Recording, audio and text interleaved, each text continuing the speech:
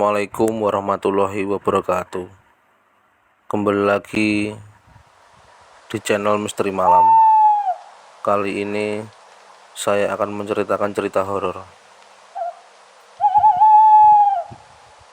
Pak Samin, seorang penjual sate keliling, sudah berjualan sejak pagi. Tapi hari itu terasa begitu sepi. Tidak ada satupun yang membeli satenya. Matahari mulai turun, mendekati waktu maghrib. Saat itu Pak Samin mendorong gerobaknya di jalan penghubung antara dua desa.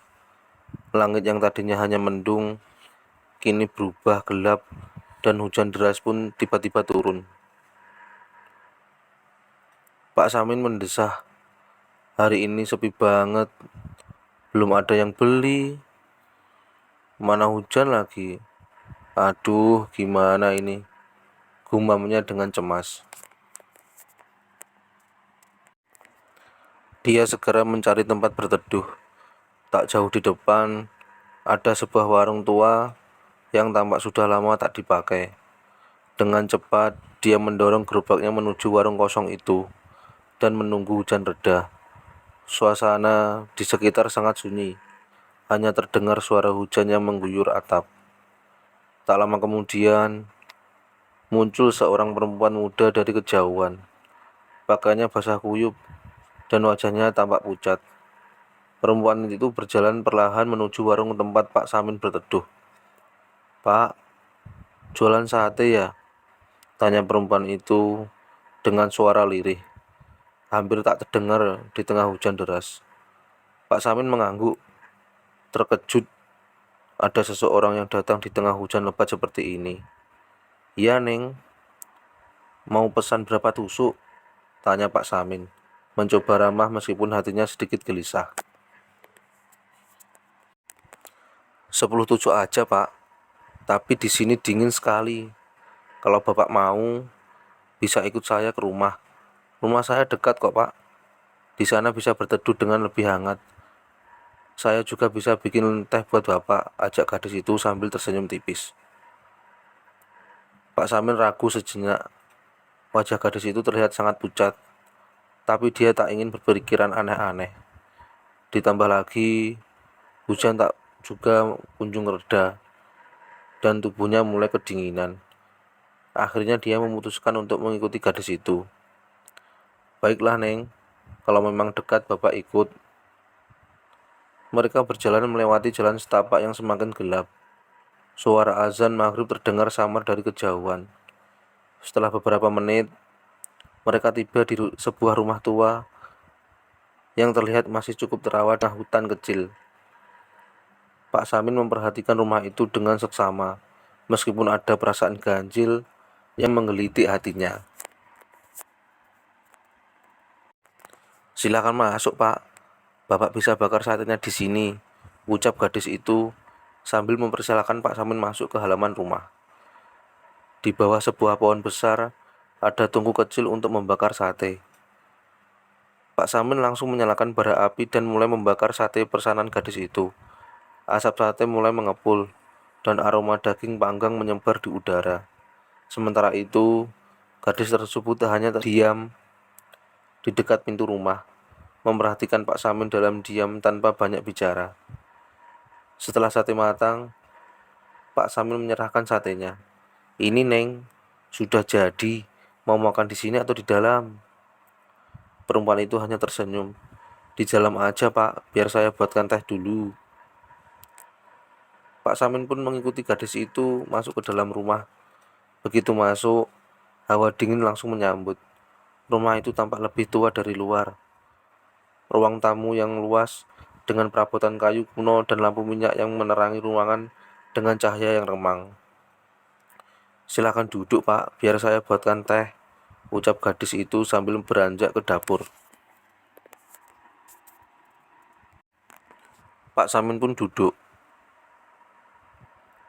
merasa sedikit aneh dengan suasana rumah itu, tapi karena kelelahan, matanya mulai terasa berat.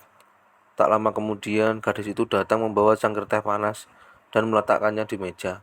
"Ini tehnya, Pak, minum dulu biar hangat." Pak Samin tersenyum tipis dan meneguk teh itu. Hangatnya teh membuat tubuhnya terasa lebih nyaman. Namun, tanpa sadar, rasa kantuk yang tak tertahankan datang. Tak lama kemudian dia tertidur di kursi kayu itu. Pak Samin terbangun tiba-tiba karena mencium bau amis yang sangat menyengat. Kepalanya terasa berat dan sekelilingnya tampak berbeda. Cahaya lampu minyak yang tadinya remang kini hampir padam dan ruangan dipenuhi kabut tipis. Jantungnya mulai berdetak cepat. Saat matanya sepenuhnya terbuka, dia melihat sosok perempuan di sudut ruangan. Namun wajahnya bukan lagi wajah gadis yang tadi.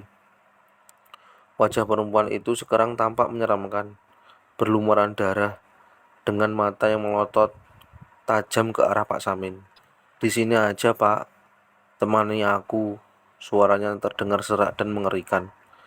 Pak Samin mencoba bergerak, tapi tubuhnya kaku. Mulutnya terkunci, tak bisa mengeluarkan suara. Keringat dingin mulai mengalir di wajahnya. Sosok itu terus mendekat dengan tangan yang penuh darah terulur ke arahnya. Dalam kepanikannya, Pak Samin mencoba mengingat doa-doa yang pernah dia pelajari. Dengan sekuat tenaga, dia mulai membaca ayat kursi dalam hati, meski mulutnya masih tak bisa bergerak. Tuhan, tolong aku, bisiknya dalam hati sambil terus melafalkan doa. Seiring dia terus membaca, perlahan tubuhnya mulai bisa bergerak. Begitu kekuatan kembali ke tubuhnya, Pak Samin langsung bangkit dari kursi, mendorong sosok menyeramkan itu menjauh dan berlari keluar rumah secepat mungkin.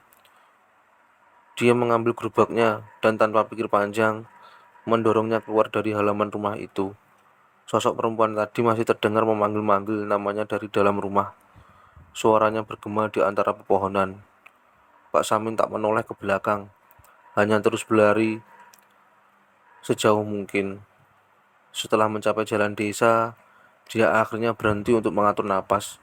Ketika melihat ke belakang, rumah itu sudah tidak ada, hanya hutan lebat dan jalan yang sunyi.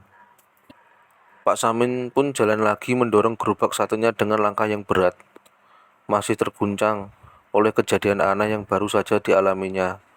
Matanya sayu, tubuhnya lelah, tapi yang paling mengganggu adalah perasaan dingin yang masih menyelimuti pikirannya. Dia memutuskan untuk menuju pos ronda tempat dia biasa nongkrong dan mengobrol dengan warga desa setelah berjualan. Setibanya di pos ronda, terlihat Pak Kardi dan beberapa warga lainnya sedang duduk santai, bermain catur dan ngobrol. Namun, begitu Pak Samin mendekat, mereka tiba-tiba menutup hidung. Min, apa yang kamu bawa di gerobakmu? Baunya busuk banget, kayak bau bangkai, seru Pak Kardi sambil melambai-lambaikan tangan di depan hidungnya. Pak Samin terkejut, lalu memeriksa gerobaknya. Ya bawa sate toh Pak, emang ada yang salah? Jawabnya bingung. Pak Kardi yang penasaran berdiri dan mendekati gerobak. Namun, begitu dia melihat lebih dekat, wajahnya berubah pucat. Astaga men, satenya ada belatungnya semua. Min, ini nggak mungkin sate biasa, sudah busuk. Mendengar itu, warga lain pun mendekat, melihat keadaan gerobak Pak Samin yang kini dipenuhi belatung dan bau busuk. Pak RT yang juga ada di sana segera mendekati Pak Samin dengan wajah penuh kekhawatiran. Kamu dari mana, Min? Tanya Pak RT serius. Kok sate kamu jadi kayak begini? Dan kamu juga kelihatannya lelah sekali. Pak Samin hanya bisa menggeleng. Tubuhnya terasa lemas dan pikirannya kacau. Pak RT merasakan ada yang tidak beres. Sini, men. Duduk dulu.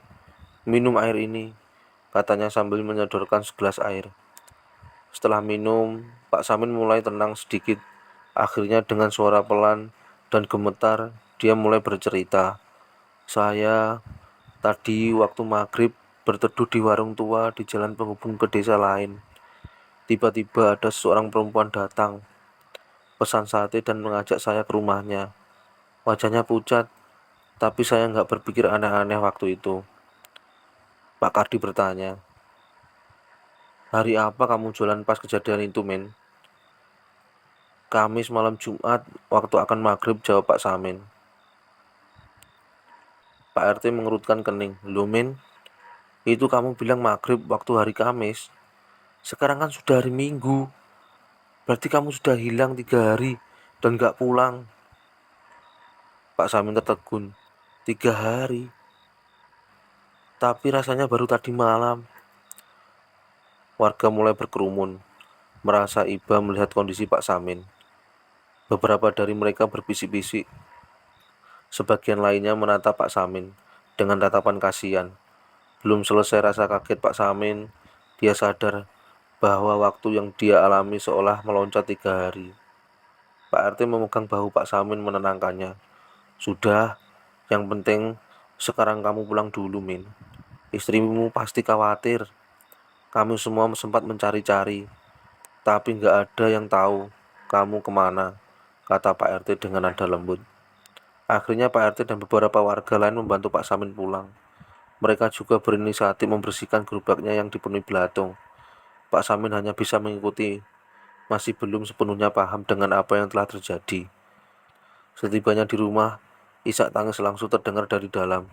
Istri dan anak-anak Pak Samin segera berlari keluar, memeluknya erat-erat. Air mata mereka membasahi pakaian Pak Samin. "Bapak, Bapak kemana aja? Sudah 3 hari kita cari. Bapak nggak ada kabarnya. Kami kira Bapak hilang," tangis istrinya, terisak-isak sambil memeluk suaminya. Pak Samin hanya bisa terdiam, matanya berkaca-kaca. Dia tak tahu harus berkata apa. Semua yang dia alami masih terasa seperti mimpi buruk. Dia memeluk keluarganya erat, bersyukur masih bisa kembali ke rumah. Setelah warga membantu membersihkan gerobak satenya, Pak Samin hanya bisa duduk termenung. Pikirannya kembali pada kejadian di rumah perempuan misterius itu. Waktu yang hilang, sate yang membusuk, dan wajah menyeramkan gadis itu terus menghantui pikirannya. Dia tahu apa yang terjadi bukanlah sekedar kejadian biasa. Ada sesuatu yang lebih gelap, sesuatu yang berasal dari dunia lain. Sejak malam itu, Pak Samin tak pernah lagi berjualan sampai larut malam atau melewati jalan penghubung desa itu sendirian. Warga desa pun mengingatkan satu sama lain untuk selalu berhati-hati, terutama ketika hari mulai gelap. Dan cerita Pak Samin tentang gadis misterius itu menjadi salah satu cerita horor yang selalu diceritakan dan dibuat perbincangan warga di desa itu.